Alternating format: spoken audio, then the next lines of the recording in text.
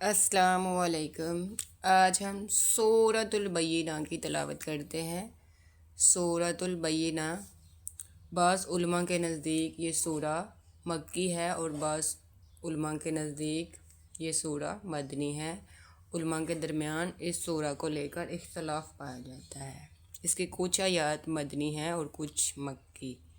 مکے میں کچھ نازل ہوئی، کچھ مدینے میں، تو لہٰذا اس میں اختلاف پایا جاتا ہے کہ یہ مدنی ہے یا مکی۔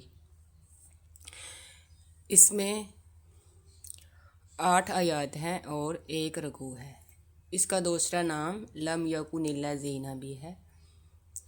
تو اس میں بتایا گیا ہے جو قرآن مجید اور نبی کریم صلی اللہ علیہ وآلہ وسلم پر ایمان لائے گا اور اچھے کام کرے گا تو وہ جنت میں جائے گا، اور جو قرآن مجید اور آپ صلی اللہ علیہ وآلہ وسلم کا انکار کرے گا وہ ہمیشہ کے لیے دوزخ میں رہے گا۔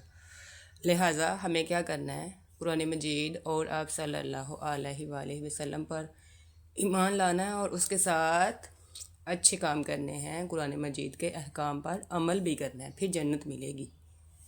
شرط یہ ہے کہ اچھے کام کرنے ہیں، قرآن مجید پر ایمان لانا ہے، پھر اس کے احکام کی پابندی بھی کرنی ہے۔ جو ہمیں منع کیا گیا اس سے منع ہونا ہے، باز آنا ہے، اور جو کرنے کو کہا گیا ہے وہ ضرور کرنا ہے۔ تو ہم اس کی تلاوت کرتے ہیں۔ اعوذ باللہ من الشیطان الرجیم، بسم اللہ الرحمن الرحیم۔ لم يكن الذين كفروا من أهل الكتاب والمشركين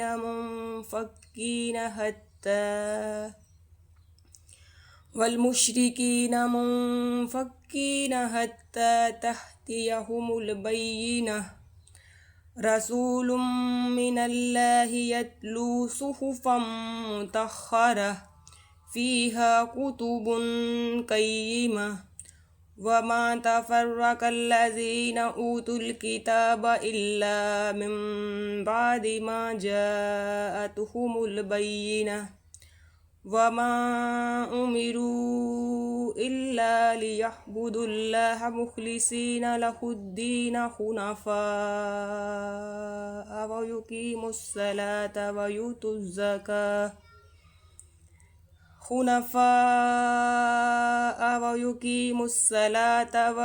الزكاة وذلك دين القيمة، إن الذين كفروا من أهل الكتاب والمشركين في نار جهنم خالدين فيها،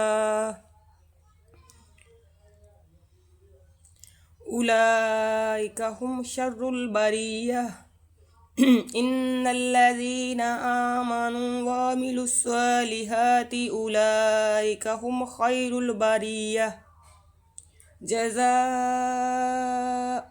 عند ربهم جنات عدن تجري من تحتها الأنهار خالدين فيها أبدا، رضي الله عنهم ورضوا عنه، ذلك لمن خشي ربه، صدق اللہ العظیم۔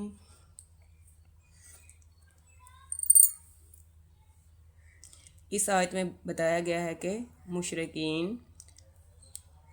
ہمیشہ کے لیے جہنم میں رہیں گے۔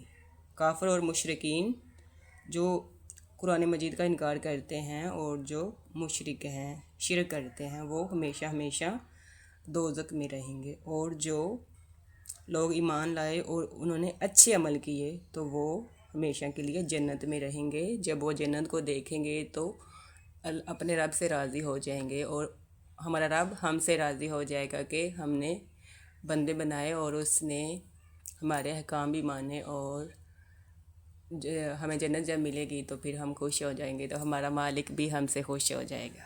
اللہ تعالیٰ سے دعا ہے کہ اللہ تعالیٰ قرآن مجید کو دل سے سمجھنے کی توفیق عطا فرمائے۔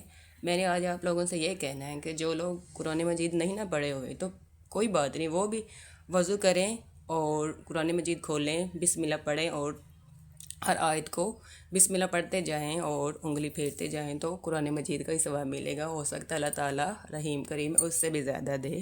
قرآن کھولنے کی کوشش کیا کریں.